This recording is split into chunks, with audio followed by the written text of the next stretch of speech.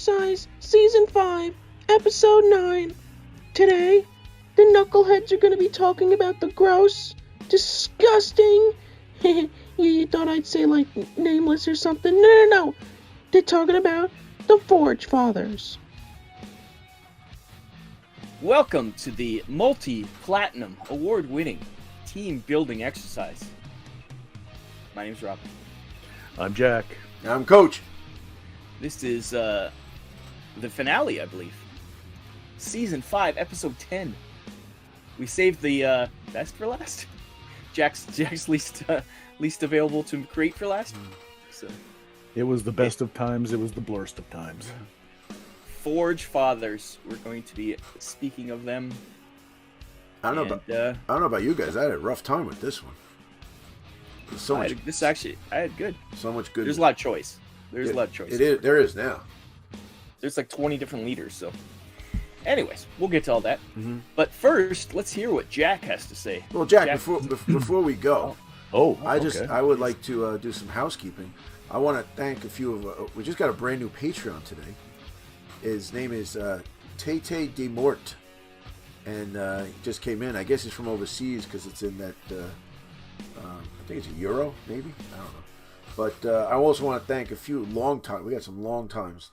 Joel, Nicholas Henley, Mr. Brian Novak, Old Man Mason, and the wonderful folks at Terrainaholic. So they've been our Patreons. I'd like to say thank you because they don't get enough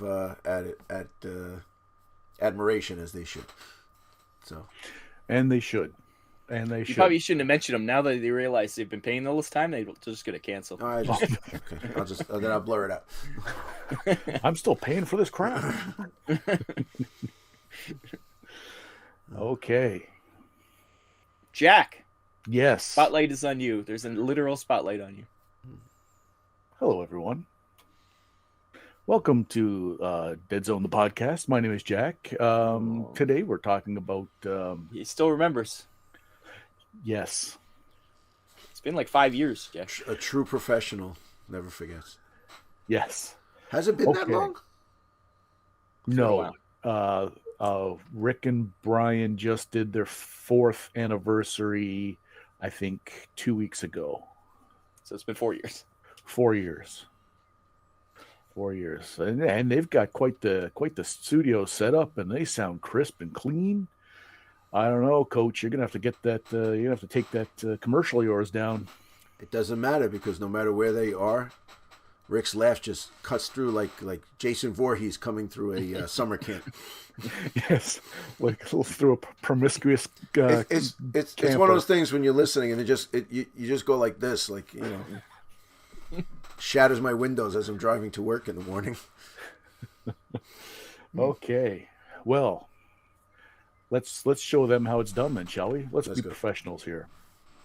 We are doing team building exercise, the award-winning team building exercise, and we go through all of the strike forces that the strike teams that Dead Zone has to offer. And this being our final episode, we are doing the Forgefathers.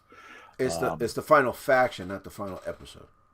Oh, yes. Yeah, no, we need to keep those sweet, sweet Patreon dollars coming in. In fact, next month, it's a big one. I'm not going to spoil it. Coach said it's going to be the best ever. He's got big plans. He's got big dreams. And let's not crush them. So let's move on. Forgefathers. As long as you guys keep your mouths shut. No, look, he's ready. Yeah. Damn it. When you say there can't be another clown coming out of that car, to me, there's more clowns coming out of the car. I'll start circling back. Didn't check the glove compartment. Okay. Getting hot in here. Everyone. Yes. So, for my leader. I only have chosen things that I have the models for, which throughout this whole season has caused me a lot of consternation, but also has made me think and made me work. But this is the probably the worst list due to my due to my constraints. Lack of inventory. Yeah. Lack of inventory. Yes. So you stuck with it though? I did. That's a man of conviction, man. I could, a gentleman sticks to his convictions. And I know the two of you can easily pick up where the ball that I've dropped. You are going to pick it up. You're going to return it. There's going to be a rouge. We're all going to be winners. So, a rouge. You don't return a rouge. It stays where it is. I think actually my list is things I don't have. So I did the exact opposite, you Jack. Nice. Okay, I will say that my list is everything I have, but I have everything. So, even the Forgefathers. That was his main faction. That was it. The Kickstarter. When you guys did, remember you did everything. I did Forgefathers. That was the one. So I got most of the stuff. Well, since we are doing next month the Road to Adepticon show that you said to keep quiet, I'm going to say that that's what I'm. Write down the time to cut this out. No problem. That's what I'm going to challenge you and your Forgefathers to a game. Okay. So my leader, I went with the Forge Lord. Nice. Woo, hefty. It's a hefty cost, but when you're trying to use up points, and that's an easy one. So Phil, you have your list right there. I forgot. I'm sorry. Recon 4+. Okay. Tactician 3. If anything, Jack, if I may, this is the leader that it's checked every box that Jack loves. Yes, very much so. And for 50 points, 4 VPs, that stings. That's quite the bulk. But he does have Defender of the Star Realm as his splat. So, Coach, if you want to, if I'm to what? Please, will you do your job? I was waiting for the rest of it. He trailed off. I did a hand thing. I don't know if are my hands not visible because I can really get them up. I was looking at the other screen. Oh, okay. All right. So Defender of the Star Realm is the model may reroll any number of dice for a fight or survive roll as part of an assault. It is a good one that is situationally good but good. So yeah, that's crazy. Thing is, I think most of the Forgefathers are pretty good for fighting, so you probably won't need to reroll too many. But it's just an assault. But if they're getting shot at, so that's the only thing. But most of them have survive of 4, so it's not bad. Right, that's when they run in, right? Yeah. So, this guy also has 4+ range, 3+ fight, and 4+ survive. Armor 2. He's not going to die anytime soon. Yeah, and life support. This is the fighty guy. It's solid. Yeah. Life support and solid. They don't ride him like this one anymore. He's solid. Maybe someone we know had a hand in this. Maybe during escalation or whenever he came out. Maybe. Okay. After him, for my troops, I have Steel Warriors. I have 3 Steel Warriors. Now, that three Steel Warriors, stock Steel Warriors. How many points do you think that would cost a gentleman? Too many. Really? Now, 17 points each. Yeah. They are ranged 4+, fights on 5s, saves on 4s, armor 1, 2 hit points. So pretty beefy boys for not the base model, but certainly not bells and whistles. We're not looking at the heftiest of the troops. So I took 3 of those. AP1 rapid fire on a base model, pretty decent. Yeah.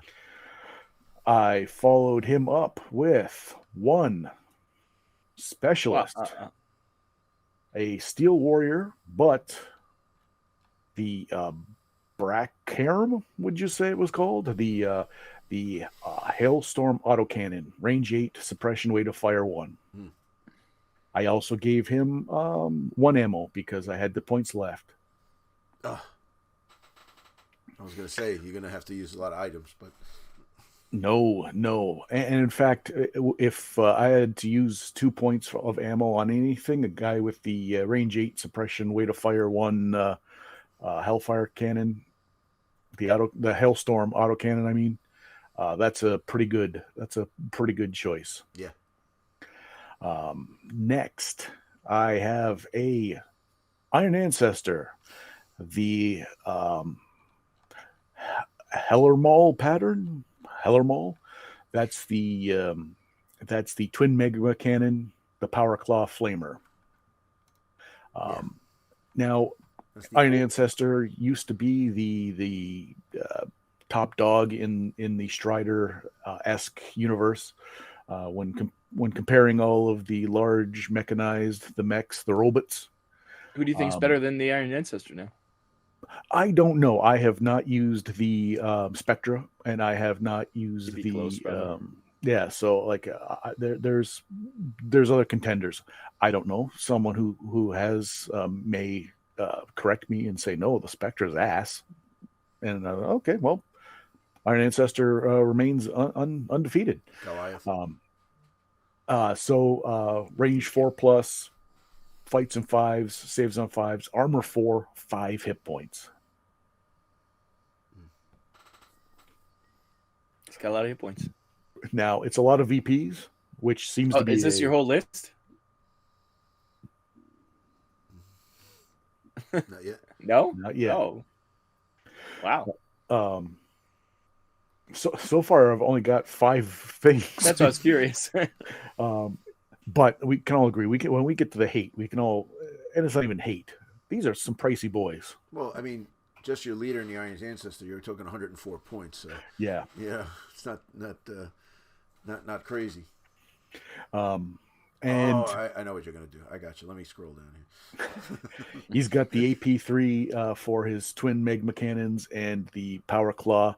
The Forgefathers seem to be bringing the armor, the armor piercing, the ability to cut through other people's armor, and it's a rarity these days. So use it if you got it. And it's got fire control. Yeah. Which I don't know. Have we in the show for this season discussed fire control yet? Because they took it away from the Marauders. Yeah. Okay, so just you can choose you can use both weapons, and you can choose targets. Separate targets. Yeah. Separate targets. So when a model takes a shoot action, it can use 2 weapons instead of 1. Each weapon may choose the same or different target. Declare the target of both weapons before rolling any attack. That makes sense. So he's only got a magma cannon and a flamer, though, so this person's got to be in range 2. Model with fire control can use a shoot symbol on a command dice. Only benefits from a single extra shoot action from the only one of the available weapons, which is ass. It doesn't let you do both. Yeah, it used to be both. Yeah. It should be both, but whatever. And without getting sidetracked yet again, why do you think it still should be both? Is that something that's... Well, it was super powerful, and he's a Forgefather player. Right? No, but you're paying 54 points for it. Yeah, it's also very expensive. Yeah, so Okay.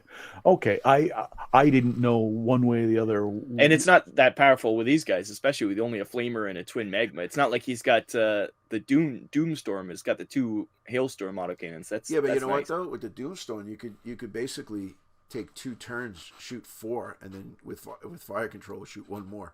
So you would be able to shoot you'd be able to shoot 5 times. I think that's why. Yeah, it's sweet.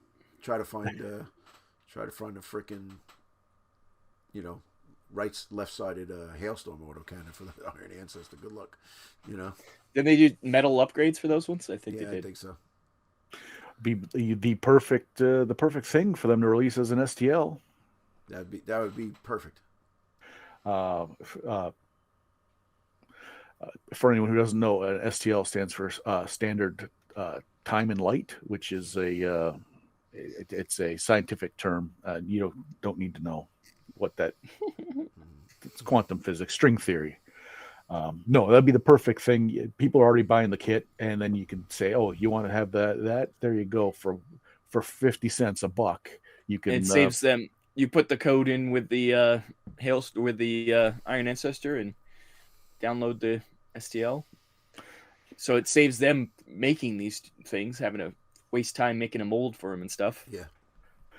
And having it available, say at Adepticon, or taking up shelf space, or taking up mailing time, or taking up it'd be perfect.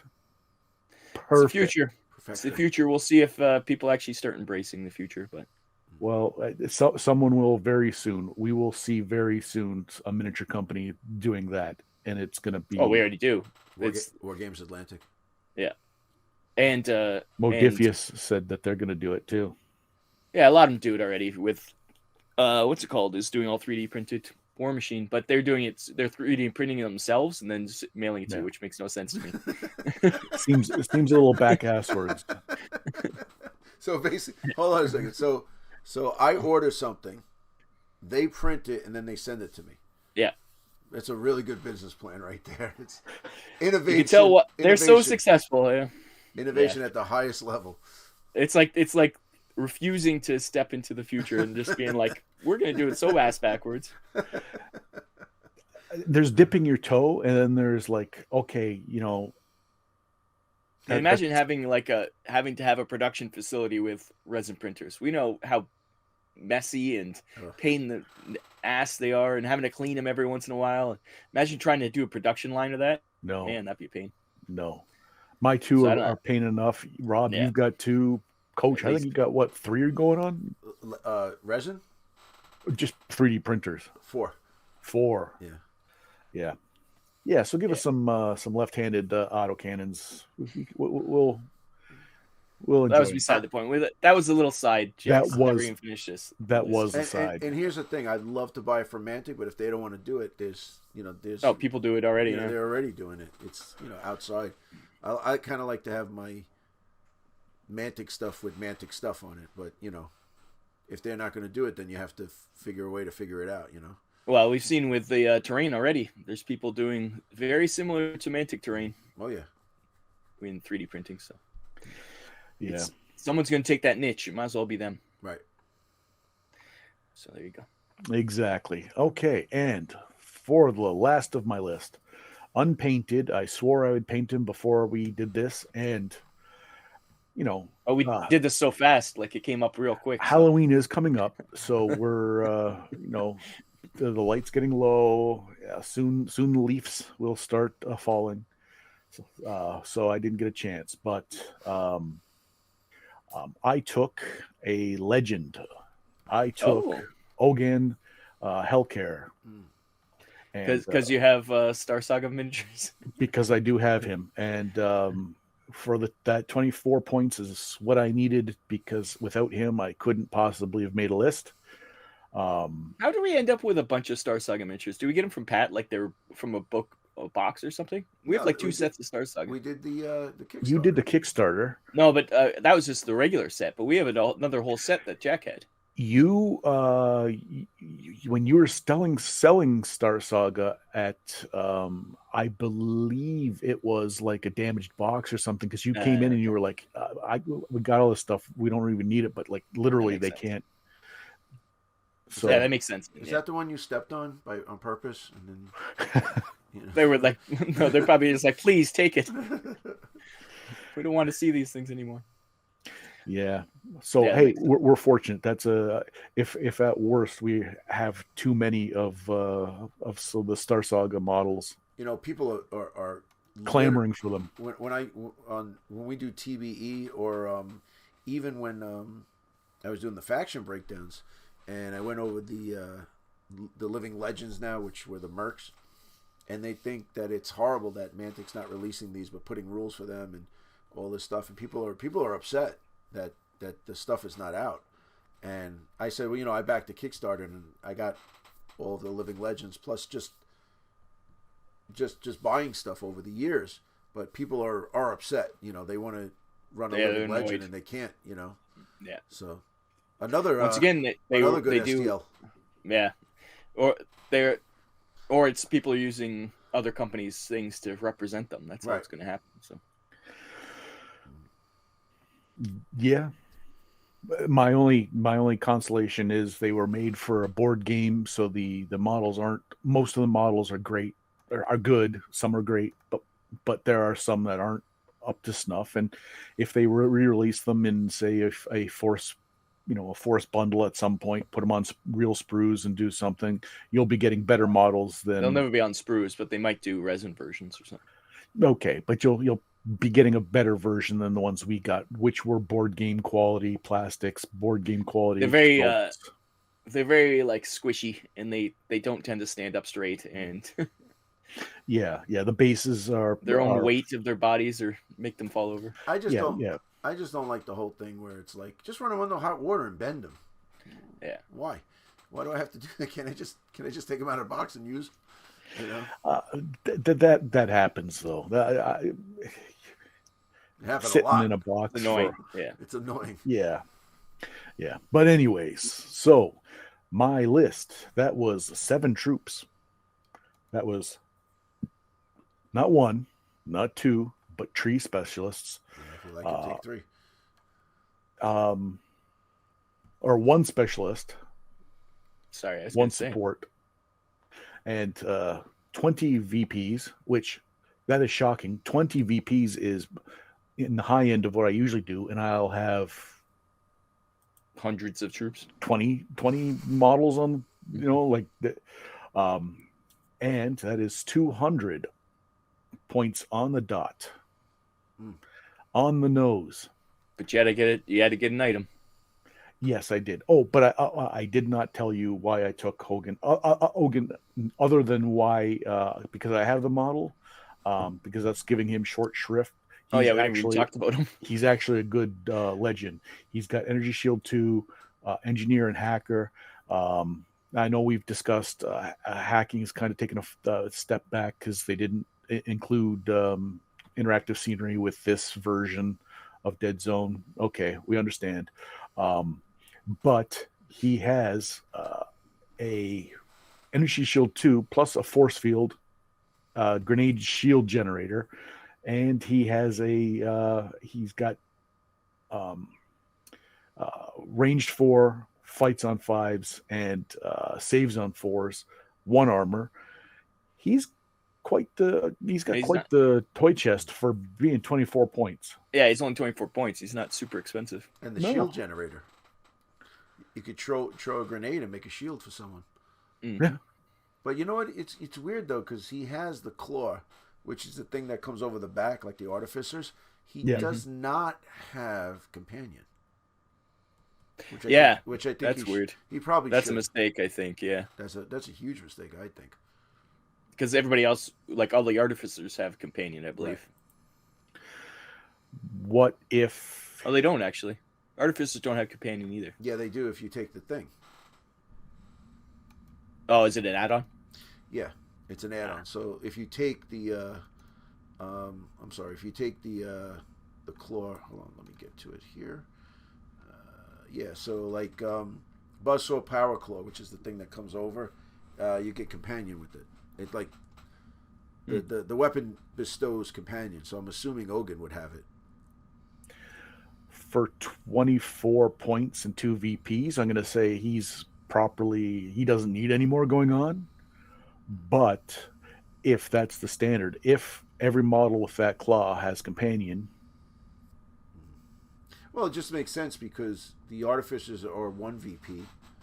If you take a Buzzsaw Power Claw, it's a plus 1 VP. So then you would be 2 VPs with companion. So you're paying the extra VP for him. And they're pretty close in price when you think about it. What are they running? They're running 18. If you take the specialist with the heat hammer, it could be 20, or the magma rifle is 17 and 4, so 21. So you're right in that ballpark. My question is, with that shield generator grenade. I just looked up shield generator. It's not. There's no time limit on it. Mm-hmm. So and this is not one use. So you can just whip every round. You could be throwing a shield on the board. Right. Yeah. And it doesn't say one use, right? It just says one. No, one is the power of the shield. Okay. So it's a more advanced version of the energy shield and works in the same way. Instead of covering a single model, however, the model covers with shield generator provides protection for every model or friend or foe in the same cube. So wherever you throw that grenade, everybody's gonna have shield. And it is protected by more than one energy shield generator that all apply. Roll separately. So he has unlimited shields that he can just whip around. Yes. Now I think that's a mistake because that's way too powerful. The caveat being, since it is a grenade and he has to have a target to throw it at, so he could drop it at his own feet for free. He could do that. He could do that. Then he would have his force generator, his force field from this generator plus his energy shield. So, and every round he could drop another energy shield. So and everyone adds up. So he could keep dropping an energy shield every turn. So now you can drop in one turn with the shoot dice. You drop 3 of them. Now your energy shield 5. Well, your energy shield 2 + 1 + 1 + 1. So you have to roll 5. separately through. No, but you don't add them all together. You do it all separate. Okay, but still, it's crazy. So keep doing it. Keep doing it till it goes away. Or you could just line your whole back row with energy shields or something and protect the shit out of your guys. Or you just throw shit up front. Oh, so you're saying the energy shield would remain even if all the people that you had targeted had left the square? Yeah. It doesn't. There's no limit. So that energy shield will stay in that square. See, assumption. It should say one use, or it should say it goes away after a turn or something, because that's way too powerful. If it's a grenade, I don't know. Would it be like smoke where you got to roll for it? It doesn't say that under shield generator. Mm-hmm. That says it under smoke. Right. It should be like smoke. It should be like smoke. Right. If the guy left the square, well, then the shield wouldn't work. But you're right. No. There's nothing that says that. Well, an enemy could, if that's the case, an enemy could probably use it too. Yeah. Yeah. It does mention foes right in the description. It would offer the benefit to an enemy if they got. What page are you on, Rob? What is that? I'm lost. Oh, in the rules? Yeah. It's on page 30. 30. Where am I? Spit it out. 39. But I'm also looking under grenade. It says, I never noticed. It says, unless specified otherwise, all grenades are one use and have a range of 3. Mm-hmm. So that mean, is that one use? Or does that mean all boomers are one use? I'm so confused now. Yeah, I'm very confused. It used to say one use in the stat line. Now it's just assumed that all grenades are one use. So that really nerfs boomer. That makes boomer almost useless. But then it's like, all right, provide protection for every model, friend or foe in the same cube. If a model is protected by more than one energy shield / shield generator, then apply all rolls for each separately and reduce the HP loss by the total number of successes. Yeah. So you roll for every single energy shield that's protecting you. What do you have to roll? I forget how, was it 5 or 6 or whatever? I can't remember how energy shields work anymore. Yeah. That's because they aren't. Well, no, they don't go away anymore. Remember the one where if you rolled like a double 1, they would go away? I think that's gone. Yeah, it is gone. Right, but all right, so then let's look at grenades. Hold on. This is the long, without Georgie interrupting, this is still the longest strike team. All right. Unless otherwise specified, all 6 grenades plus are one use. I'm gonna have another and have a range of 3. The grenades effect by varying, but it's frag 3. It's one use. I guess all grenades are one use. That means boomer is terrible then. But that can't be. Boomer's supposed to have like unlimited, right? Yeah. That's supposed to. See, I think whoever wrote the grenade rule didn't understand how grenades work in the stat line. Right. They only assumed as an equipment. Sure, they're one use. Grenade as an item, I think, is what they're referring to. Yeah, that's a problem. It's under keywords instead of items. Right. That's I think where we get in trouble. Because under items it says frag grenade one use. Mm-hmm. Right. It's like, I don't think under the keyword it shouldn't say one use. I think that's a mistake. Because that really muddies the water. Or it should say one use. And then it really nerfs a bunch of guys. Yeah. Then all those guys who have grenades in their stat line are really suck.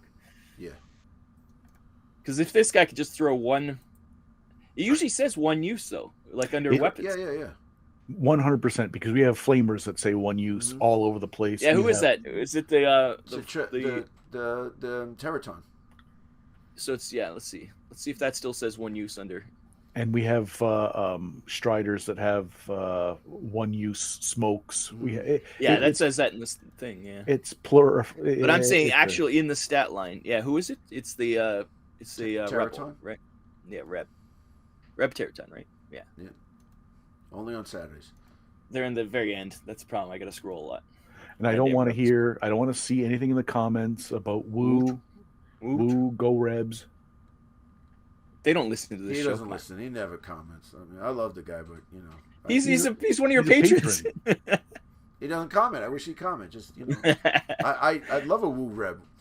Here you go. Hand flamer. It burns one use. It says one use right in the stat line. It's been like that since the car. And grenade launcher, it says explosive frag 3 1 use. In this grenade, it says one use. Yeah. What's the range on that? On the Teraton's grenade launcher? Yeah. 3. See, no, it doesn't say. Yeah, range 3. Yeah, it says. What's the point? It's a grenade launcher. It's just a grenade. Yeah, it's just a freaking grenade. See, that would be good if it was a grenade launcher and it went further. Further, yeah, that kind of makes sense. Yeah. We don't want to make sense. Come on. Anyways, Jack, sorry we interrupted you for a long time. No, trying to figure out how things work. We still don't know how they work. Actually, we should probably check the FAQ. I wonder if it's in the FAQ. What the fuck? You want to take a break and then check the FAQ? Let's take a break and we'll check the FAQ. Good idea. Finish my thing up. I'm done. We can go to a commercial and we'll be right back. Sorry to interrupt, but have you heard of Dragon's Tome? Introducing the Dragon's Tome. Join your hosts, Jack, Chopper, and Rob, as they go down a nostalgia rabbit hole, the only YouTube channel to look at every Dragon magazine in chronological order. If you'd like some fantasy shenanigans, search for Dragon's Tome on YouTube. You can also find us on Twitter, @Dragon's Tome, or email us at dragonstomepodcast@gmail.com. Now, back to your regularly scheduled programming. Be it a show of non-segues, non-sequiturs, or anything else like that, Jack went through his list very quickly. And sticking to his guns, man of compunction, we are going to go to the Taskmaster, who has no compunction whatsoever, and he will pick stuff. So what do you got, Rob? Well, I made a Forgefather list. A fart father? Yeah. A Forgefather list. That all big. My leader is the Master Artificier. Yeah. Because he's new and fancy and he's shiny. And he also has, I think, probably the record for the most abilities. So I'd like to say that. He's up there. Yeah, he's up there. He's got Agile, Companion, Dismantle, Energy Shield 2, Headstrong, Recon 5+, TAC 1, Tenacious, Gun Toting. I don't even know what the fuck gun toting is. What is gun toting? It's not even in the list. What does it mean? Where's gun toting?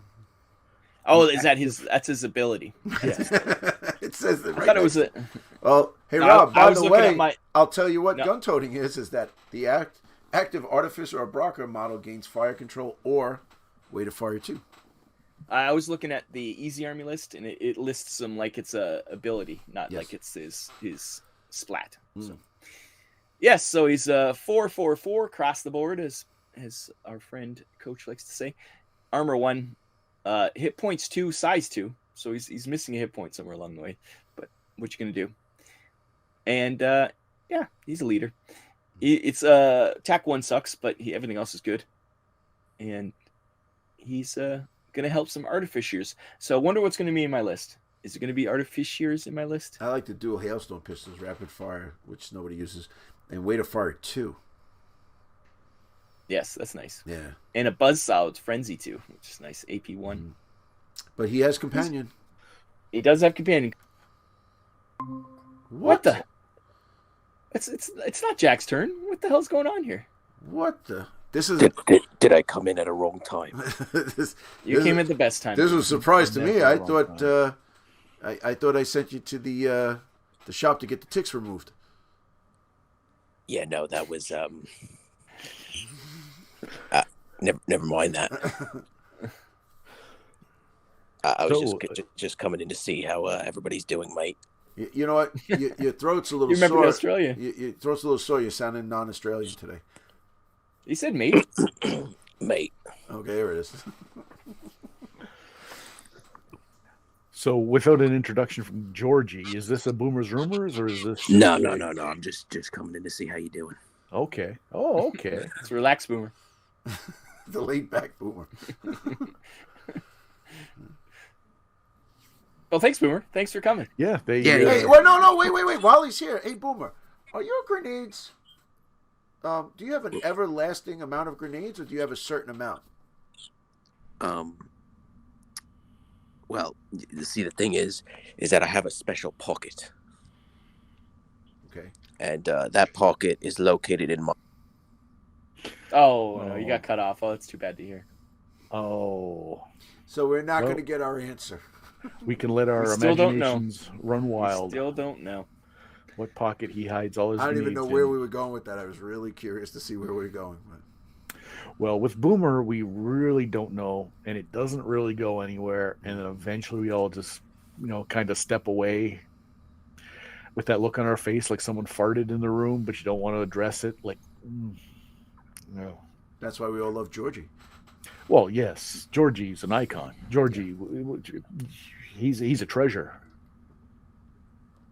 He is something. He's something. He is. So not even a Boomer's Rumor. Yeah. But he's not the master artificer. I will say that. No. Nope. Good. Get us back on track. Look at that. Slick. So for my first set of troops, I took 6 of these guys. And it's the artificers. Wow. Really? 6 of them. Dismantle, Engineer, Headstrong, 554, 1 armor, size 2, or hit points 2, size 1. 14 points each, not too bad. Forge Hammer, AP 1, which is nice, and Burst Pistol, Rapid Fire. So the range is terrible, but they're going to get that bonus from the gun toting, so that'll help. But I can have a bunch of those guys running around. Did you do anything with them, or? Nope. They're beautifully normal. I got a lot of engineers and a lot of, dismantle. So wait, you went with just the troops, the Forge Hammer and the Burst Pistol? Yep. Okay. I needed 6 troops. I wonder why. I also took 2 bomb bots. Bomb bots. But you had 12 points left over.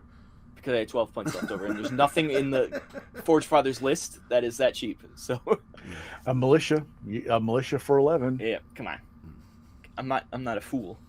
But bomb bots are fun. They're saves on 6, which are terrible. One hit point, but they have boom 5, which is great. Construct, remote, and vehicle. Luckily, I have lots of engineers to deal with those constructs, and the remotes, I should say, and their vehicles, which is odd.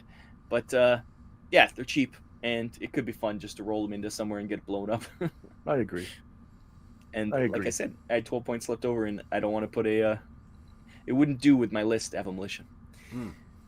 But the real fun of this list comes to these guys. I got 2 of them. Support, Juggernaut Excavators. 4 VPs, 38 points each. Power Hammer, AP3, not Frenzy 1, it's a lie, and Smash 1. And they also got a Range 8 AP3 mining laser, which is nice. But they're size 3, so you could still have your engineers and stuff in the same square as them. 4 hit points, armor 2, 545, pretty good. And yeah, I made an artificer list pretty much. I wanted to show off all the new shiny stuff. And it's only 11 troops, it's only 8 troops, 11 units altogether. No specialists, 2 support, 16 VPs. So I beat Jack in VPs, but it's 200 points on the dot. Nice. And I didn't have to put any items in, so I'm pretty proud of well, it. Bomb bots are kind of items. Insert meme of Thor looking at Bruce Banner. Bomb bots also have 0 VP, which is also. Yeah. I know how much Coach loves the 0 VP things. Shouldn't hold objectives. But you hit the nail on the head. It's the new shiny, the Artificers, and I'm gonna say I did not care for the original Forgefather models. I don't like painting them; they don't inspire me at all. So that's probably on me. But the Artificers, they're pretty sweet looking little guys. And we've always appreciated the Brockers too. So yeah, the Brocker Chief is one of the best Forgefather models. I remember when he first came out, we're like, this isn't a Mantic model. It looks too nice. It was a while ago now. But yeah, I didn't even take the extra claw thing for the Artificers. No, I could have done that, some of them, but once again, yeah, you only get some of them, and because I have 6 of them, so if I took all like lasers or that's 3 points each, I wouldn't be able to give everybody everything. So I'd only be able to give 4 of them stuff, and then 2 of them would feel left out, and I don't want to make them feel bad. So no. So I gave them bomb bots instead. You know, they'd get teased. The other Forgefathers would, like snigger and behind their back and talk about how they don't have a power claw. What'd you say? What'd they do behind the back? What? I thought I heard something. All right. It's a family show here. Another thing about bomb bats, they're so small, it is hard to hit them. They can hide and sneak up, and then boom. Well, pretty much the whole army can hide. That's true. They're all Forgefathers. They're all pretty short, except for my the Juggernaut. Artificers, or the Juggernauts, and the Artificers with that thing over the head. Right. If the model comes with that stupid arm, no matter what, so do you cut it off if you don't take it? Put it on a magnet? Well, but I guess, or you just buy more and don't put them on. But I know that the crappy line of sight rule doesn't matter where you put it because it only goes to the model's head. Oh, that's right. So you can have it sticking out as far as you want. So the Artificer, if you look over here, right, Meow, he's got the Doc Ock arms. That doesn't count because it only goes to his head? Yep. But he is tall because he's up on his... I got you, but it only goes to here. Yeah. All those extra arms don't count. So this don't count, right? Yep. So I can same with the other guy beside you. I can just put all my guys like this, and it doesn't matter? Yep. Okay. So, like, remember the Orc Sniper? Goblin. The Goblin Sniper for the Marauders? Prancing Goblin Sniper. Prancing Goblin Sniper, yeah. 12 Prancing Goblin Snipers. And you also don't... Do you only draw line of sight from that cube too, or is it from anywhere in the model? What do you mean? I'm sorry. When you draw line of sight for when you're shooting. I think it's from the model, right? Any piece? Yeah. Or is it only from that same spot? Because that really... It can't be from anywhere. Once they've made... Yeah, I was going to say it. That would be unfair. So the whole point was goblins couldn't see much, but they also couldn't be shot much. But if you do that, they can shoot a lot more. That actually makes them a lot better. No. But... I think you can shoot from the cylinder. Yeah, that's what I was wondering. Yeah, just draw line of sight from the cylinder. Yeah. You're not allowed to make a decorative base or themes or, use artistic merit to make a base that looks decent, but someone will try and shoot from the tip of a rifle that's in a different square that's a classic coach move. And somehow it still works. It wasn't my fault. I didn't, I was just following orders, following the rules. Don't hate the player. But they do anyway, so. Yeah. Jealousy. But anyways, my only contention is that the bomb bots, their movement. I can understand why the Forgefathers themselves have 1-2 movement. Yeah, they're all 1-2. Yeah. You'd think the bomb bot. If I was going to build a little robot, you make them a little faster. I'd give them a little gumption. I'd put a couple extra, brushless motors on there. Give them a little oomph. Well, you're gonna move 2 because they don't do anything but that. So, but 2, there's, well, me personally, you can give them a move dice. Yeah.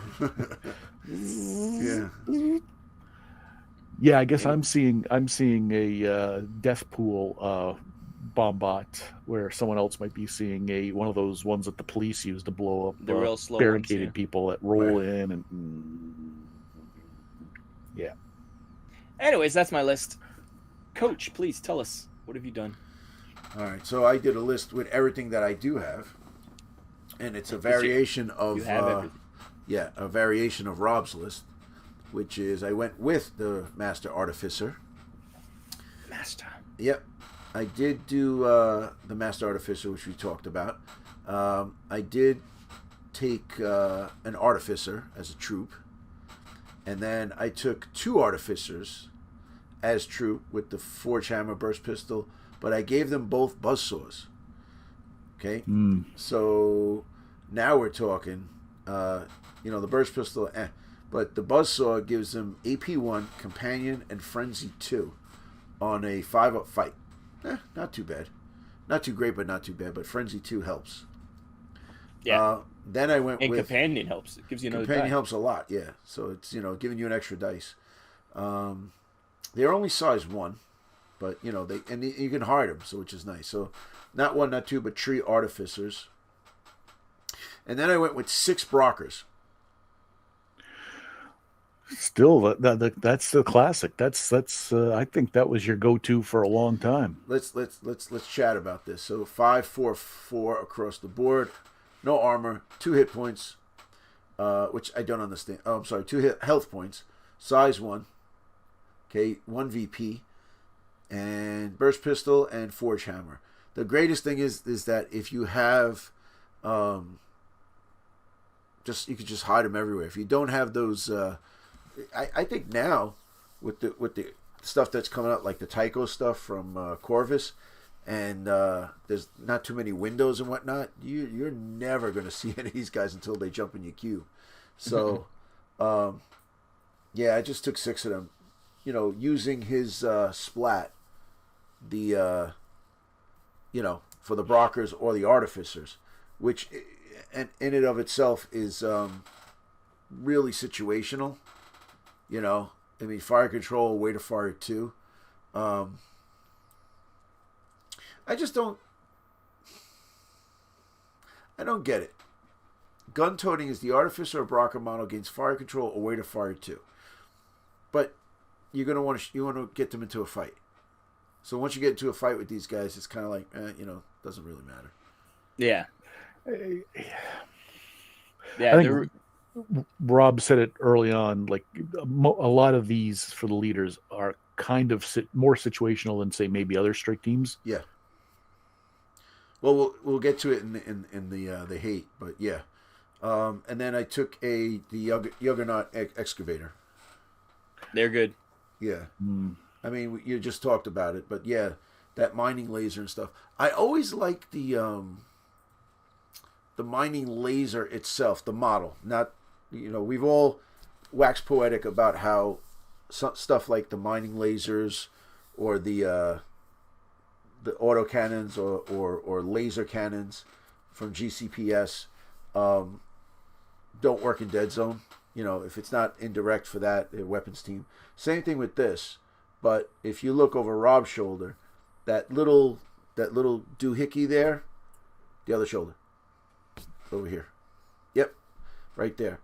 They put it on the end of the on the Juggernaut's arm there. Because it's just like on your shoulder. Yeah, like right here. So I'm saying they took it from there and put it there. I think that's awesome.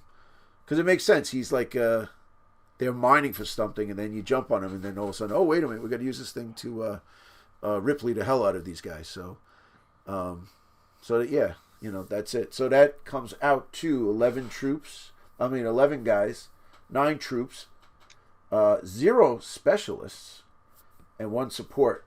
For 17 VPs, and it is 200 on the button with no extra items, unless you want to count the buzzsaws, but I don't know. That's equipment that you could add to it, so that's a gray area. Yeah. But that's 200 on the dot. Now, I'm astounded that I only have 17 VPs in a Forgefather list. I have never had less than 22 VPs in a Forgefather list. So, this is a little weird. This stuff, the Artificers and the, not taking Steel Warriors and stuff like that. So, But, we'll get to it, but we avoided a lot of the regular stuff. But I did it because I like the new stuff and I don't know if I thought Rob was going to do all Forge Guard, but I think I did that last time. Yeah, so I want to do something different, but and Rob's always been a fan of the Brockers and the Brocker Valkyrs, and that's been where he leans. I was a bit surprised he went with the new hotness. Usually he's not one of these TikTok influencers who are on the cutting edge. He doesn't. But he doesn't follow the zeitgeist.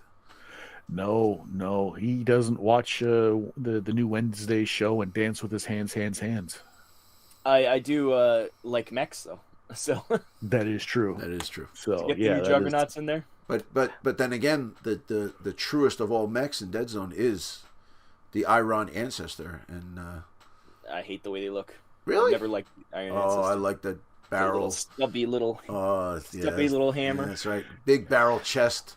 Yeah, just come, give you one of the chest bumps and send you across the room, So the hammer is a bit unsightly. I got to go with Rob on that one.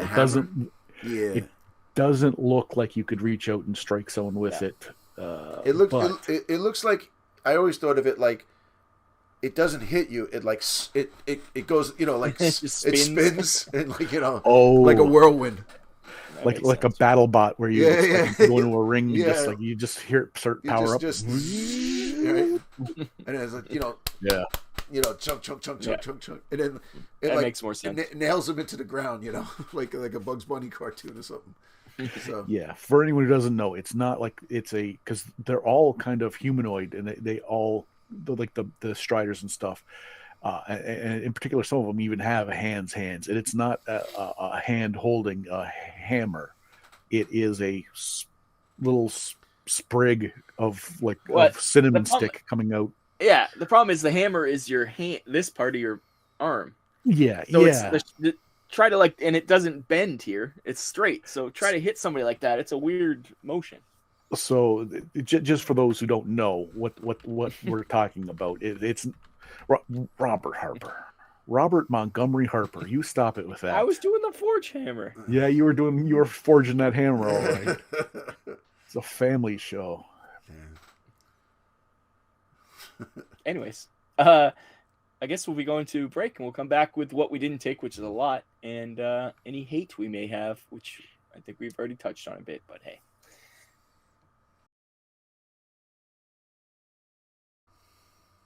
Welcome back to the award-winning team building exercise. My name is Jack. I'm going to be hosting you through what we call the hate section. But first,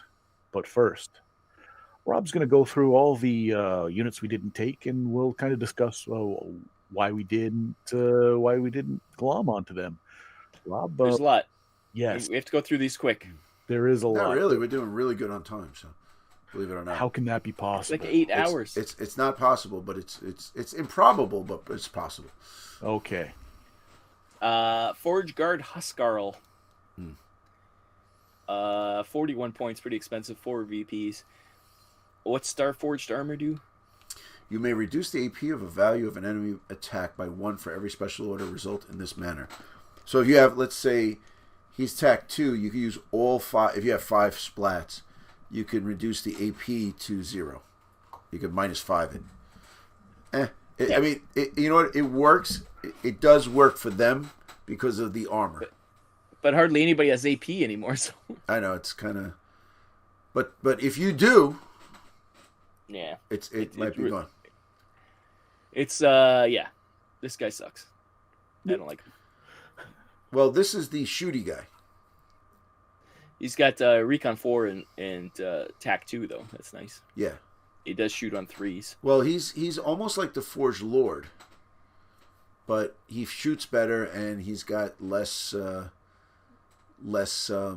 tack. He has 1 less tack. So is that worth 9 points? Jeez, I don't know. And the splat I like the other splat better. Yeah. Chief Brocker. Strike It Lucky. They've changed this. The old, what was the Brocker's old one was terrible. Oh, yeah. With the items. Yeah. So now you could look through the boxes or something and choose. You'd put them back face down or something like that. Yeah, it was terrible. It was terrible. So this one you give the Brocker evade and way to health 1 for the round. That's nice. But you get that for the round, not just once for the round. That's pretty good. So that's great. 26 points, so it's nice and cheap too. He's a badass. This guy fights on 3s, which is great. And it's evade and resilient 1. Not like a lot. A lot. Exactly. A lot of them are, hey, you can choose this or this. No, this is you get both. Right. But the caveat to that is only Brockers. Yeah. But you're gonna have Brocker. You're gonna build a Brocker list. So. But therein lies the thing with the Forgefathers. Everything's very situational. So it's like, all right, I'm gonna take the Chief Brocker because he's cheap. Take a bunch of Artificers, but it doesn't matter. The splat is moot. I guess the splat would have to be the reroll. Hey. Yeah, you could use it for that. Steel Warrior Huskarl. Mm-hmm. A bunch of different versions of this guy. All 32 or 28 points. Too stubborn to die. The active model recovers 1 HP if it's successful. Survive test 2. May not be used on a model with vehicle or walker. But then again, it's like survive 2. So you have to roll for it. So then you could lose the splat. I've when I was on the rules committee, I was like, just make it regular. Just give him 1 hit point back.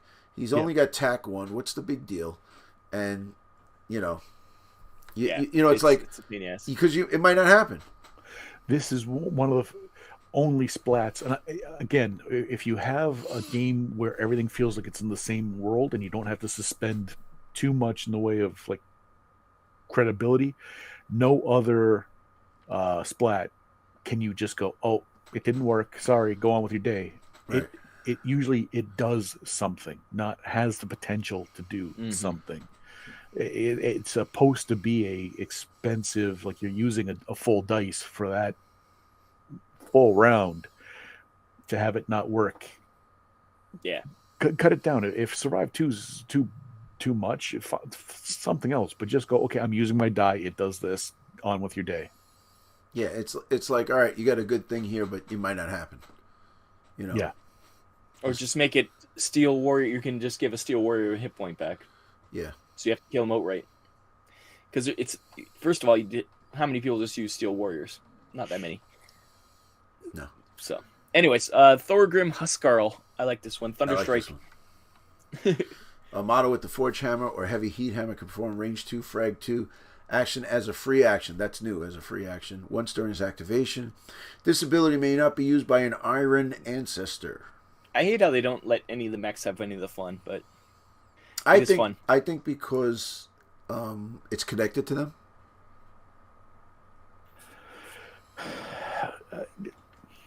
He can't actually hit the ground with his hammer because he can't reach out. Range 2. Because it's just on the little stick. I can't hit the ground. Yeah, this guy 30 points, pretty expensive, but he's pretty good. Thorgrim's armor 1, hit points 2. They're the hammer guys, is what they call them. Yeah, this honestly, see, I like this a lot because you're going to say, well, the guy's got to have a hammer, but almost everybody has a hammer. Yeah. Like 90% of the thing, have a hammer, and you don't have to just take Thorgrim's. You can take it covers your Brockers. Brockers, They've got the hammers. They've got some of the Steel Warriors can have. Can't they? No, they can't. No. None of those have hammers. No, Steel Warriors are militia. Thorgrim's. Yeah, Thorgrim's. He does have Headstrong. A lot of them have Headstrong. Yeah, which we didn't cover, but Headstrong's basically if you're pinned, you got to roll 1 dice. If you get a 5 or higher, you stand up, so you're not pinned. Which is, I think, a firefight doohickey. So it's like a worse version of Solid? Because isn't it Solid you can't be pinned? Yeah, but this is like the guys that can be pinned can, like, just like, because they're so stubborn, they get up. It's a worse version of Solid. Yeah. That's all I'm saying. No, because Solid you can't be pushed either. So this you can still be pushed. So Solid's even better. Solid so it's even a worser version of Solid. Correct. It's Headstrong. It's not Solid. It's just, Let's just add another keyword. Yep. One more keyword. Let's add another one. Jack, you did take Steel Warriors, but there's a bunch of different ones here. Yes, and honestly, it's got this. They've got the same that most other factions have. You've got your rocket launcher flamers, variant. You've got missiles, your flamer variant. You've got your Enough said. This is the these are basically the enforcers. Yeah. They're just the guys in armor. Armor 1. Well, don't be that mean. They're not that bad. Yeah. No, Pathfinders. Yeah. But yeah, they're just normal guys. They're the troops, except for some of our specialists, but they're mostly just the generic guys. I mean, if you want to take an autocannon, this is the way to do it. 19 points. You know. Or magma cannon too. Yeah. Well, that's for 19. That's why I chose it. The Hailstorm autocannon for 19 points. Honestly, range 8. If you're making a themed list, I could see how you would want to slip something like that into it, even if it's not a Brocker or a something with a hammer or an artificer. That's a pretty good deal for 19 points. You know what it is too. Like I know the list, like me and Rob did. There's a lot of smash, but there's not a lot of firepower, or distance. So like if you're taking the magma cannon or the hailstorm. Because the missile launcher is good, but AP5 heavy at 23. Heavy is always a pain in the butt. Heavy is a pain, man. But it's range 10. But, that's like, hopefully you get this off and you hit, like you said, like the Spectra or whatever, get through that AP, the armor. The magma cannon at range 5 AP2 for 19 points is also, either one is good. AP5 is no joke. Yeah. But I'm saying the magma cannon is AP2. So, for 19 points, it's not bad. Yeah. The regular guys are still good because they have AP1. Yes. So you look at the Steel Warriors and you go, oh, okay, they've got, AP is a little more available to the Forgefathers, and I guess that's a part of their theme. That's what makes the faction a bit.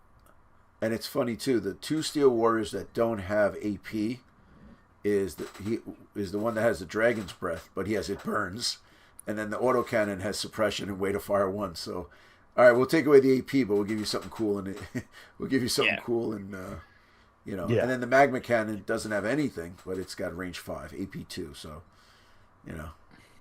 So. It's good and bad. It's hard. It's a balance. You got to try to fit this in. The one you don't want to fit in is the militia because they suck. It's the worst version of the Hailstorm rifle because it has no AP. Yeah, they're only 11 points, but they're 5.54, no armor, 2 hit points. No armor for a Forgefather is you might as well just laugh at them. I laugh at you. Yeah, but you laugh at the Brockers. But Brockers are cool. Yeah, militia are not. They still both have Survivor 4. But they're militia. Come on. They shoot on a 5. The thing was, though, why take away... See, they changed Mark 1 Hailstorm rifle. Yeah. For no AP. They could get rid of the AP. Yeah. But I don't know exactly which model is the militia. And I'm not going to scroll down and look. I don't care that much. But I believe it's the old ones, isn't it? Yeah. If it's the old ones that were for the original Warpath and people still have them around, you'd think 11 points is still kind of expensive for a model you're just trying to keep in the game because it's available. And you can't even spam them out. 11 That's points. Right. With that point cost, you can't. I mean, what's the Hammerfish? I'm sorry. So for 5 points more, for 6 points more, you take a Steel Warrior, right? And he's then got better shoots, and he's got AP1. And 3 points more, you get a Brocker. And they don't have Headstrong. The other Steel Warriors have Headstrong. Yeah. But I would bump up to Brocker before I went to Steel Warrior anyways. But also too the Brocker. I know we didn't go over this in regular, but it was my fault. I should have went over. they have new things. They're Dismantle, Engineer, Frenzy One, and Hacker. So they've been around long enough, and they studied and came back with 4 new degrees. So That's right. it's all new. And the Magma Rifle actually came down, so that's not a. The Magma Rifle, something with range 3, it burns. So it's one of the good. It burns. I know I didn't take a Magma Rifle. I usually always take one of them, but it didn't fit. Specialist. Yeah. Yeah, you didn't have any specialists. No. But stock on the Brocker, Dismantle, Engineer, Frenzy One, and Hacker. Again, 14 points. Yeah. Why would you go with Militia? Like, I would bump up every time to Brocker. And the Forge Hammer is AP1. Yeah. Oh yeah. So for 3 points, unless it's just fitting in once again points in the list, right? How many times did I know because Ryan runs the Asterians a lot. Where I have no problem having a Brocker and a Kalishi go toe to toe, And I'll say that the Kalishi will pull it out mostly, but it's not. It's like still a good fight. Yeah, it's like maybe like 25% is always the Kalishi, but then the other 75% can go either way. And the Brockers usually hold on, even with the survive or fight. You're usually going to fight anyway because it's the same. So, take it from there. And then when the Brocker goes, the Kalishi is always going to fight. So, they're fight of 4 with Frenzy. That's pretty good. Was the Kalishi still Frenzy 1, right? I can't. Did they take that away from them? I don't think so. No, they didn't change them. They just increased the price. Yeah. Yeah. So I would like you said, that just to prove Jack's point, the Militia move it up. I think the Militia are also in there for firefight purposes. Yeah, they like having all the troops represented. Yeah. Yeah, if they had them for the first Warpath game, and then they're making another, if they're making another version of it, which is now Firefight, the models are there. Why not? It fleshes out the range, and at any time they can retool or remake, but they're there. Might as well use them. Yeah. Hammer Fist Drop Troop. It's the drop suit.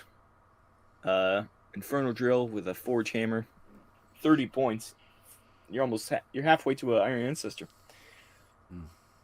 Expensive. Yeah. I mean, what's the Forge Guard now? They're 26 base. And these guys are 30 and they drop in. So, I mean, you're getting a Forge Hammer and Infernal Drill. They did get a fight of 4 and armor 2. That's the new thing. They are solid. And then drop suit is the new thing. So what do you think about the drop suit? That's been changed. I didn't look into the drop suit because I didn't look at the drop trooper. What changed with the drop suit? So I'll tell you right now. So it's going to take me a while. Okay. When called in, so basically it starts off the table. It's like a reserve. A model in the strike team already in play may call a drop suit model into currently off the table using a special action, which is, I think, a regular action. When called in the drop suit model, an empty cube on the table. If there is a stack, place it on top level. The force of the model's entry will send nearby models flying. The drop suit model rolls a 3 dice 4+ test, X for the strength of the attack. Models in all adjacent cubes must roll 3 dice survive test. Roll a 3 dice survive test. Roll once for the attack and separately for each of the target model's survive rolls. If it is a draw, attack fails to cause any harm.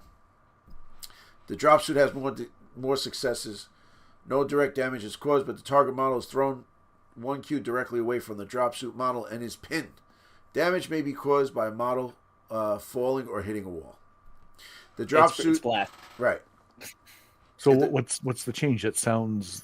The drop suit model is able to activate as normal during one of its players' next turns, and for the rest of the game, the model is equipped with a jump pack. It didn't change. I'm sorry.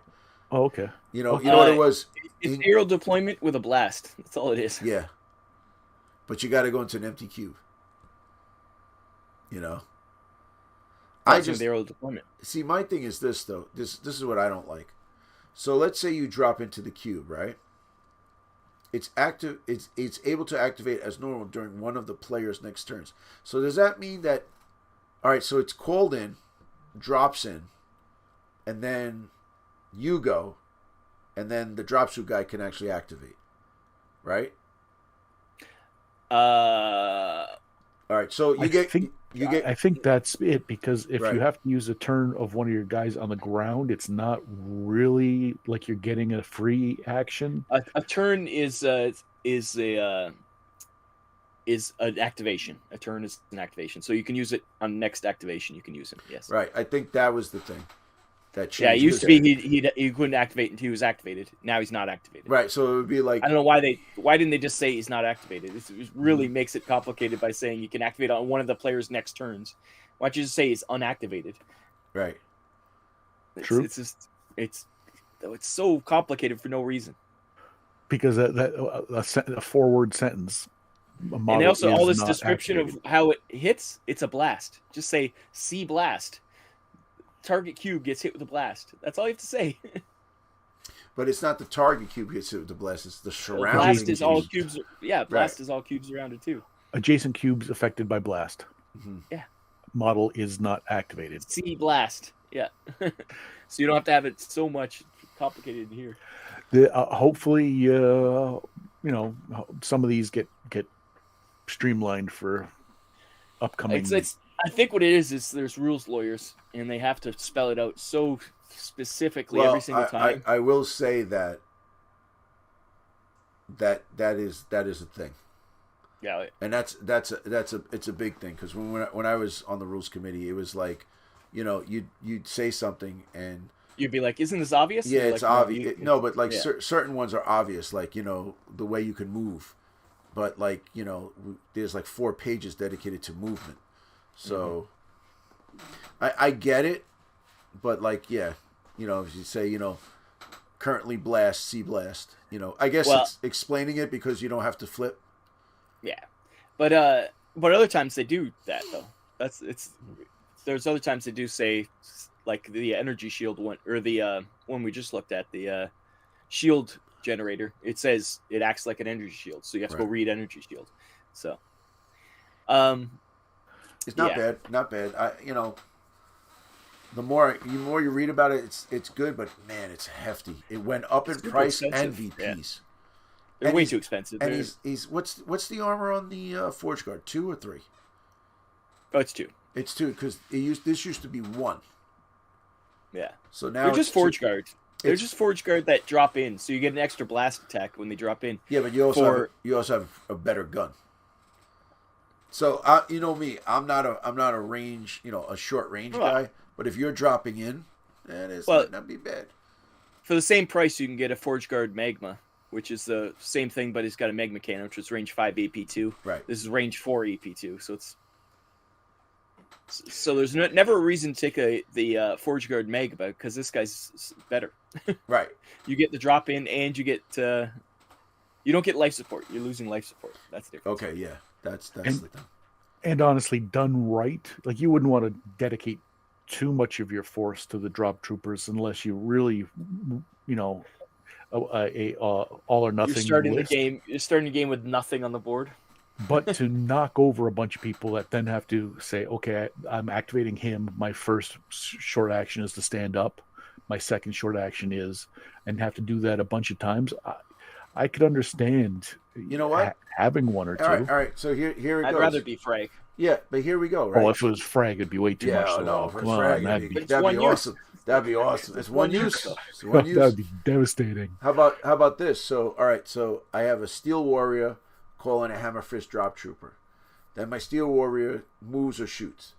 Then I use an extra activation and I activate the Hammer Fist Drop Trooper, so that all those mother scratchers that are on the floor, you could either, like say hit somebody with the Inferno Drill twice if you need to, or if you had the leader with the right, or he could move Thunderstrike. He could move into.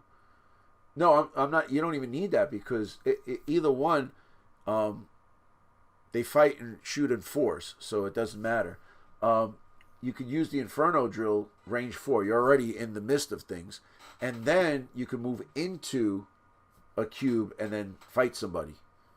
So, yeah, you know what? But with the Thunderstrike, you could use your first activation for the Thunderstrike to frag if there's a bunch of guys in one square, frag them. Right. Frag 2, and then you run in and smash them. It's almost kind of like the beginning of Lord of the Rings when Sauron comes out and he starts whipping the mace and the guys go flying and stuff. You know, I think that's the way to do it. That would be good for the drop trooper, man. So yeah, it could work. It's expensive, but it's right. Yeah, he's also going to get overwhelmed because he's going to be so far behind enemy lines. Yeah. You get one attack and then he's going to get smashed. So. That's. Oh, the 2 armor and 2 armor and solid and saves on 4s. He'll last a bit.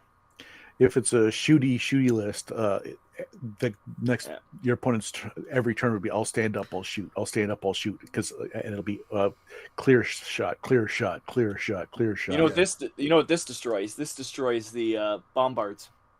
Imagine this guy dropping in right next to your bombard, so you can't even hit him because he's got minimum range, right?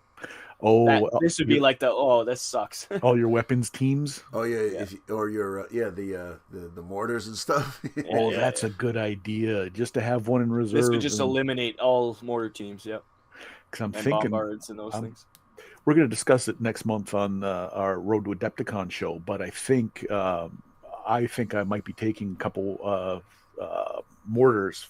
I think I'm going to bring plague, and I think I'm going to bring a lot of mortars. So you know what, Jack? That would be devastating. Stop messing around. Let's go back to the roots, baby. Let's go back to our roots. The plague, hating marauders, plague, you know, all that good stuff, man. Yes, the true OG is OG. OG. Oh God. Next one is Thorgrim. Nobody took one of them. I love these guys. They're really fighty. 17 points, so not very expensive, but they got knockback and smash. AP 1. They've headstrong. Lost. They did lose frenzy, but they have fight smash. On 4s. Yeah, smash is I think better than frenzy. You get an extra die. Yeah, I'd much rather have extra dice than rerolls. Especially in Dead Zone. Yeah, but the more dice you roll, they did hit the recession of APs. They went down from 2 to 1. Everybody lost AP though, so yeah. But I'm just saying, you know. Yeah, and they're only a troop too, so they're troop tax right here. Like you said, I could have easily built a Thorgrim list. Yeah, and they got the hammer. But you see, they got the hammer. Here goes what we're talking about. The Forgefathers especially has a lot of themed lists. Yeah, you know. There's not much mixing and matching. It's hard to mix and match in these lists because you really lose a lot from mixing and matching. Let me get a Thorgrim. Let me get 2 Brockers. Let me get Steel Warriors. Let me get that. You could, but I think it wouldn't be as powerful as if you stuck with your theme and threw them all in there. Honestly, do all troops like that and take Jack's Forge Guard with the TAC 3, and then you could just do whatever the hell you need to do. Mm-hmm. You know, now that Thorgrim TAC 3 is nice. Yeah, that's crazy. I wonder who wrote that. Again, like that's the second time that's popped up. I don't know. Maybe it was Rob that brought it the first time, but did you maybe? Do you know who maybe? I wrote it. Somebody did, but the thing is, okay. Just somebody who's inspirational and passes the test of time. It is inspired, yeah. I took a bomb bot, so we can't talk about it. Brocker Valkyr. I love the bikes. Yep. 2-4. It's the fastest thing in the Brocker list. and evade resilient 1 bike. Lost a good old twin hailstorms. Lost a hit 2 hit points, size 2. Yep, so they lost a hit point. Armor 1. Saves on 4s. 20 points, pretty cheap for a vehicle. Like for some of the, that's not bad for a vehicle. Yeah. You know what? And you say, if it's got twin hailstorm rifles, right, and it's got weight of fire 1, why not just give it where it... Weight of fire 2? No. Well, yeah, if it's 2, you should have weight of fire 2, AP 1. But doesn't the oh, that's the autocannon. Tool hailstorm. That's why, because it's not. If it was hailstorm autocannon, right? Then it would have to. not. Then it would suppress them. So These are the rifles. Yeah, these are the regular rifles. I think it's Same as. I think if it was a few points less, it would be worth it. 20 points ain't bad. And For the Brocker list, or for the Forgefather list, 20 points is cheap. Yeah. But it went down. I'm saying you lost a hit point though. Yeah. And they didn't come down in price. I think losing it. I think you gained evade though. You never had evade before. Yes, they did. Did they? But all the bikes had evade. The thing that he got is way to help. Didn't evade come in? That didn't come in this. It came in second. Came the last book. Yeah. Now, excuse my ignorance, but it's got the keyword bike, not vehicle, not anything else. It's got the keyword bike. Right. What is that? I've never come across that. It's a type of vehicle, follows all the rules. The vehicle, however, a bike can be pinned. Oh. So it's a worse version of a vehicle. Right. Okay, so it's assuming that any vehicle that has, say, an open cockpit, that you could then make the driver. Once again, we didn't need this. Just recoil and horror. You didn't need to have another level of vehicle. Just another keyword that they had to add in. Because, well, you know what it was? Bikes could never be pinned. Now they can. I know. Keep it simple. And the reason vehicles couldn't get pinned was because people would say, like, if you're inside a big armored, you're not going to go, oh my God, someone's shooting at me with a pistol and fall on the ground. But if you're exposed because you're on top of it, then okay. I think vehicles can be pinned though in real life. If you're shooting a APC with a machine gun, it could be pinned. But I think Rob's right. For the sake of especially with armor, it matters what armor is. It should be like nothing over a certain armor can be pinned because they don't care. Don't care. You know you're safe in there, even if it's a false sense of security, because those dice can get all crazy. Well, yeah, but you'd still have the sense of security. Yeah. Anything eight armor 2 or above cannot be pinned. I think that should be this rule. So everything under it should be pinned. I learned something today. Bike. Anyways, a heavy infernal drill. The same reason we always hate the heavy infernal drill is because of the line of sight. It's terrible. It would be so much better if it just shot through things. It's got firing platform now. Awesome. It's a remote though, so you need an engineer. What's next? Forge guard. Lots of forge guard. Nobody took any of those. They're just the big armored, very surprised, Rob. Heavily armored. I can tell you, I think I did before. They're all right. They're heavily armored guys. They're the peacekeepers of the. This edition is where you could have taken Forge Guard as troops. Yeah, you took peacekeepers as troops. You know what I mean? So, the 26-point version. For 26 points, they're a freaking bargain. 4-4-4, life support solid, armor 2, hit points 2. Now, all these years I said about changing it to 1 to 2, and they said no, stubby legs, this and that. I hate that. Then they leave, and now 1 to 2. It's ridiculous. I've been saying that for years. I don't care what anybody says. We always said that nothing should have been 1-1. That was stupid. Even the plague Lord should not be. Plague Lord, that makes no sense. He just saunters. We decided it's not because he just decides not to go fast. Yeah. He could if he wanted to, but he just doesn't.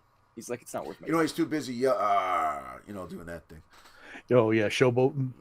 And everyone's like, come on, and he's like just like shrieking into the. I think he goes and lets everybody else go, and then I'll get there when I get there. Next is the excavator bot, which is pretty much the exact same as the heavy inferno drill, but it's got a claw. This is the dreadbolt thing. Yeah. Once again, though, it's line sight's gonna be an issue. It does a smash 1. It's only 18 points, but it's got remote, so you need engineers again.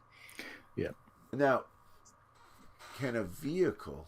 I'm drawing a blank here, boys. Excuse my thing. A vehicle, real quick. Can a vehicle go next level? No. You can't, right? No. So that's why it's unless there's a ramp. Unless there's a ramp. Have you ever used a ramp? No, but I've seen boards with ramps. Yeah, me too. But I've never used a ramp. I mean. I know some of the kits have corner walls that I've seen used. I've seen The conveyor belt system used as ramps. I've seen things used as ramps for people who are like, okay, but I've personally never had anything where I'm like, oh, okay, I'm gonna be able to get a vehicle up one level. Never mind, get it up even higher. Man, that stuff is expensive, man. I could be making ramps out of it. You know? Now you can just does Corvus have the ramps? I don't know, but I'll give him a call. I say we need some Give ramps. me some ramps. Yeah, some triangles. Yeah, the Mr. Corvus, can I please bother you for just a moment? I need ramps. Yeah, he's a good dude, man. He'll do it. You know, I'm sure he would. Yeah. Just throw out some ramps. Yeah, just throw out some ramps. The Smash It could one. be, and you know what? It doesn't need to be. A miniature would have to stay on it, so it has to be the full length of the 3 inches. 3 inches is 3. That's actually 45. I think you need. More. It'd be more. Yeah, it have to be like 2. But It'd be 6 inches to make it so the guy could actually stand on it. And if it had the if it was self-standing, if it had say a platform and structures going up and down stuff, it could even just be a nice looking piece of terrain. It doesn't necessarily need to be functional. Functional, but also like there's possibilities. It could be something that people would want. You'd have to put a piece of rubber on it so they don't slide grip down. Yeah, So they don't grippy. they don't slide down. You know, small piece of rubber. Or grit like they do on staircases. Yeah, like sandpaper or something like that. Yep. Or textured, or have it so that it's got bumps all over it or something. Right. Yeah, sharp edges so your model would just like kind of lock into someplace. Well, Right. That only works if your base isn't solid, though. I'm not Base Mr. is John solid, G. it's Corvus of Corvus fame, so he's the expert. Jack did take one of the Iron Ancestors, but I like the Doomstorm. I think he's cool. Yeah. They're all too expensive. That's always the issue. I just like the Iron Ancestor. Straight up 45 Straight points. He's not. That's not a terrible. No. But he's got knockback, smash 1, way to fire 1, suppression. Yeah. AP 2. Fire control and Jimmy Walker. Fire control, but he doesn't have 2 weapons. So. Yeah. That's always a problem. Yeah. Fire control, once again, should just be you could fire the same weapon twice also. I think that's if you're going to have fire control, let him just fire his weapon twice. Because there's a lot of guys, like half those Iron Ancestors, it's useless. Fire control means nothing to them. So you're paying for an item or an ability that doesn't do anything for you. Right, because the stock comes with the fire control, and it works with some of them, but not for others. But you are paying the only ones points. it works with are Doomstorm and Hellenerl or Hellerball.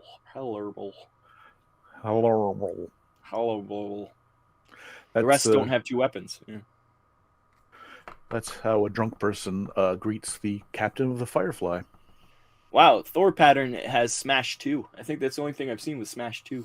Unless the maybe the Goliath had it. I think the Goliath has it, yeah. But yeah, Smash 2. It's nice. AP2. But that's another thing. That's just running in. Yeah. I don't think that the Hellermerl pattern should be 54 points. It seems expensive for that. Yeah. I think the Doomstorm is way better, and it's cheaper. So, I guess it's the AP3. You're getting a lot of AP with that one. I think that's why. That's about it. And I think if you have twin hailstorm cannons, you should have weight of fire too. It should be weight of fire too. Well, you do have weight of fire in each weapon. So. Okay, but you know. So it's actually twin. It's actually 4. It's twin times. So it's 2 on each arm. Right, so each one should be weight of fire too. You're right. Yep, I agree. You know, I think in our unearthed intel, in our unofficial rules book, our host rule book, I think anything with multiple weapons you just add weight of fire to it. Right. And any of the weapons that one of them had weight of fire 1, if they said twin and it was that same weapon, either 2 on the unit or 2 attached or anything like that, just automatically got the 2 because it was the same weapon times 2. Doubled. Yeah. But if you think about it, right, and every like what you guys are saying makes sense, and it's going to be overpowered. Let's just say it's overpowered or whatever. But let's say even us playing 200, and those communists over at Dead's on the podcast playing 175, or God forbid you play 150.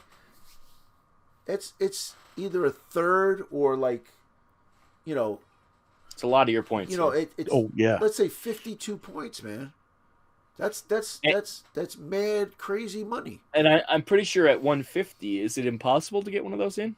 Because you'd have to have 3 troops. Yeah, you take three militia, I guess, or you take 3 militia. Yeah, at 33, and then that would be you can even take 84 if you took the Helmer rule. Right, you take the Forge. You can take the Forge Lord for 50, right, and then you take 3 Brockers. So it's 50 and 52. You're at 102. 33 more points. You're still under. So you could do it, but just because you could doesn't mean you should. So you only have 4 guys on the board. Right. Yeah, it's not optimal. The Forgefathers don't scale down as well as other groups. Scaling down is hard for Forgefathers. For sure. Some of them you go, okay, it's more fun. You can make things Forgefathers. Really limits, it limits what they could do. Nobody took a Juggernaut Torture. It's got a power drill with a AP3 Frenzy 1 and a Dragon's Maw flamethrower for AP1. It burns. It's slightly cheaper than the Excavator. It's not bad at all. I hate range 3 for range 3 for flamers is not bad, but even range 3 in general is pretty low. But here again, the Dragon's Maw on the Torture. So now it's range 3, but it's twice the size of a regular flamer. It should be twice the range. The regular flamer is usually 2. That one's a Dragon's Breath. This is Dragon's Maw, so it's a bigger version. I got you, but it should be more, I think. Well, you should be double the range. Yeah. Flamers always have way short range for me. I hate how short the range are. But the Juggernaut is a hand-to-hand beast, so it's not like some of the other ones where I'm just constantly using my long range and I'll never ever get close enough or never ever use my short. These ones are designed to get up close, so the Excavator's got a range 8 though, so that one's better. It's better, but the Torture is definitely a hand-to-hand. Listen to this, man. But you think about it, the Excavator's only 5 points more, and you're getting basically the same weapon. The power hammer and the power drill is basically the same thing. AP3. But the power hammer's better. It's got Smash 1 and Frenzy 1. So you're getting Smash 1, but you're losing a flamer. But you're gaining a mining AP3 laser and a range 8 AP3. Yeah. So. But it burns is kind of sweet though. Yeah. It's all right. No, it's awesome. You just guys hate to read. Yeah, it is true. Too complicated. I've explained why I think some of these things need to be streamlined back down from to a beer and pretzels game rather than it's the grittiness that they've liked to add in. Yeah. Living Legends, Hellfather, nobody took. Way too Headstrong expensive. Life Support, 32 points. He's only got a Xerxes Cannon, which is it burns, but range 6. AP3, but it's heavy. And a Hailstorm Pistol, range 4. Rapid Fire, Rate of Fire. He shoots on 5s, which sucks. He fights on 6, which is terrible. Like he's all show, no go, this guy. He's like, I look cool. I got this great armor, and then he tries to hit something. He can't hit the side of a barn. I remember when we saw the sketches, the artist renderings, and I was like, because he's on stilts. He's got like these platform shoes. I was like, that's a dope. I like the shape of his head. I like everything about him. It was quirky. It was fun. I wouldn't play him. I wouldn't put him on the board. No, too expensive for what his terrible range and fight is. Blarn Starnfall, he's almost the same price, but at least he shoots on 4 fights on 4 and saves on 3. 3 hit points, 2 armor. They nerfed him. But he's only got an Inferno Drill, range 4, EP2. You don't even have a hammer. No. Doesn't even have a hammer. Because you know why? Because the model doesn't have a hammer. Yes. Well, that makes sense. I think that was brought up not in was it Escalation? It wasn't in this isn't new, but it still stings a bit. Yeah. This is the guy that used to be able to drop into a... He does have drop suits. Yep. He has drop suit, but he had a thing where he was allowed to drop into a cube with people. Yes. So he also used to be a leader, right? Yes. Well, he was on not a leader. He was the elite lists. The elite list, yeah. Yeah. Ingolf Kresterson with his buddy Pad. Pad costs points, which is annoying, but it's, you know what, Pad should be free. Yeah, Pad should be free. It's combat team training, life support, solid, TAC 3. That's nice. He's 45 freaking points though, so you have to have a leader and this guy. Like, come on. He's got a Dragon's Maw, and he's got a Forge Hammer. 5 VPs and 45 points though. It's unattainable. He's great, but you have to have a leader to have him. Look, if he was the leader, that's great, but he's not. TAC 3, he's possibly going to be even better than your leader. Oh, he's going to be there's only one leader better than him. So, like, or as good as him. Yeah, chances are. Cheapest leader, I think, is 26 points. Yeah, but so you have to have him and a leader. So you're at like 70 points just for those two guys. And you don't need, but in this, you don't have to take Pad. No, then there's Pad on top. Yeah, plus another 8 points for Pad. So he's actually 53 points. Plus you have to have a leader. So he's almost 100 points with the leader. You're paying troop tax of a leader to get the Ingolf. Yeah. And then Pad is Faithful Companion. It really just is it. You know, if Pad dies, Ingolf gets Frenzy 1. Yeah. For the rest of the game, he gets pissed. Yeah, but yeah. See, he's got the Dragon's Maw. Range 3 AP1, it burns. Yeah. So Pad doesn't give Companion. That's weird. Well, if he's in the cube with you, he already gives you Companion. He's already his Companion. Yeah, that's right. It's not like the Eagle with the Asterian guy. He's an actual separate guy. Yeah, that's a great rule. Whoever wrote it. Anyways, way too expensive for all Living Legends. Are usually too expensive, but this guy's super expensive. This is these. You know, I'll tell you what. All the Forgefathers, Ingolf, Ogun is good. Bjarn is good if you're taking them in a fun game, not in a competitive game. If you have a lot of points to throw around. No, I'm just saying, like, if you want to do that, like, all the stuff is good, other than the that magma cannon thing, the excavator, the inferno drill, everything else you could take. There's nothing. Even the bomb bot got better for 6.0 VPs. You know.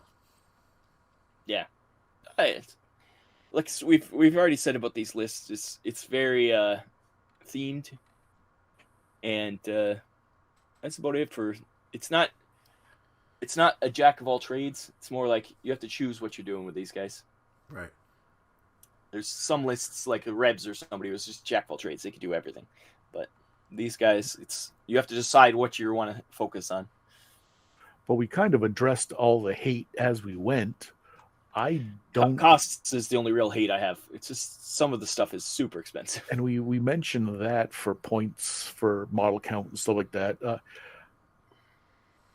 I don't have anything hate-wise that we didn't address as we went along. Yeah. Anyone else? No, I don't think so. We kind of covered it all as we went, but there's super expensive, but pretty tough. Obviously, they're pretty good. They've won quite a few tournaments, so. Yeah. Yeah. I don't know about lately. I'm not sure about version 3. I don't know how many Forgefathers have won. But... I don't know how many tournaments are out there either. So it's true. It's not like it used to be, I guess. Yeah. No. Well, there was a little something. I don't know if you guys heard about it, but don't say it. Oh, the event. The event. Don't speak of it. Where half the population turned to ash, and then 5 years later they showed up again. Oh, I didn't like the part where they showed back up. No, I had to get out of my mansion. Apparently, it wasn't mine anymore. Yeah. That wraps up the Forgefathers, guys. Yes. Yeah. Good season. Good season. Anything Everyone. to say against these guys? We had a different format this year, but I think it worked out. The visuals, you could see us pointing at things and Jack giving cues and drinking his beers and laughing at Georgie when he comes on. Checking out Coach's ass every time he gets up. You can't blame him. Who was doing that?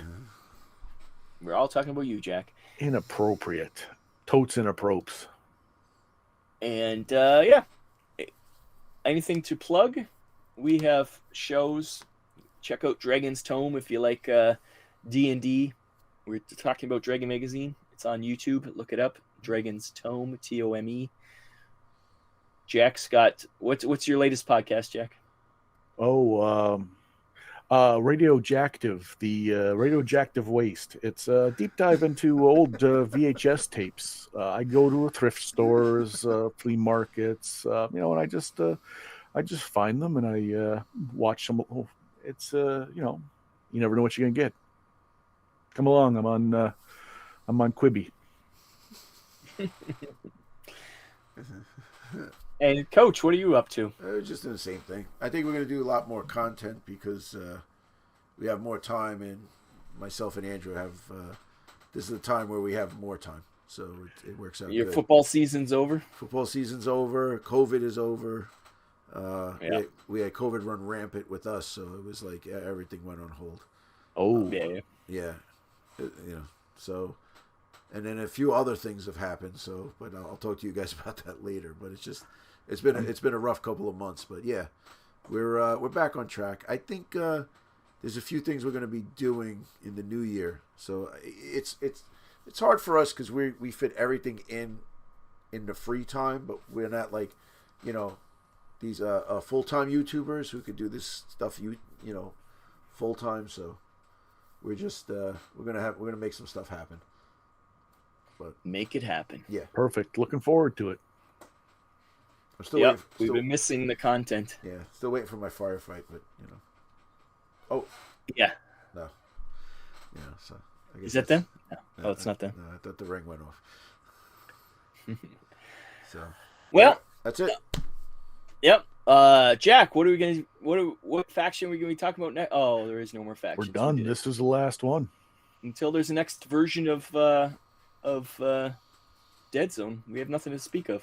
Yeah, the next force list comes out. We'll be able to.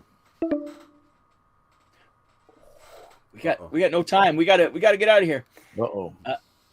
Yeah, we will be talking. We might be back. Who knows? Yeah, we'll be. You might see us again. But until then, I'm not allowed to say. I have been told I can't say anything. So I so far I haven't.